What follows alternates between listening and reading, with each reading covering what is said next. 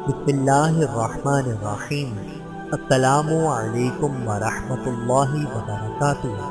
حضرت حکم رضی اللہ تعالی عنہ بن کیسان کا قبول اسلام۔ حکم رضی اللہ تعالی عنہ ابو جہل کے والد مغیرہ کے غلام تھے۔ بدر سے واپسی کے بعد حضور صلی اللہ علیہ وآلہ وسلم نے قریش کے کاروان تجارت کی نقل و حرکت کا پتہ چلانے کے لیے عبداللہ بن حجش کی سرکردگی میں ایک دستہ بھیجا تھا۔ کھجور کے ایک باغ کے پاس دونوں میں مٹبھیڑ ہوئی۔ حکم قریش کے قافلے کے ساتھ تھے۔ حضور صلی اللہ علیہ وآلہ وسلم کی خدمت میں لائے گئے۔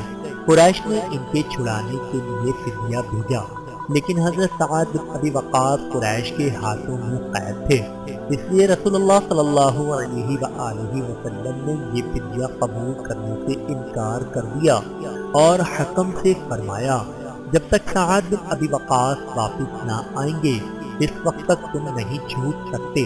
اس گفتگو کے دوسرے دن سعد بن ابی وقاص آ گئے۔ اب حکم کی رہائی میں کوئی رکاوٹ باقی نہ تھی، لیکن جب آزادی کا موقع آیا تو اسلام کی غلامی کا طوق گردن میں ڈال کر حضور صلی اللہ علیہ وآلہ وسلم کی خدمت میں رہنے لگے۔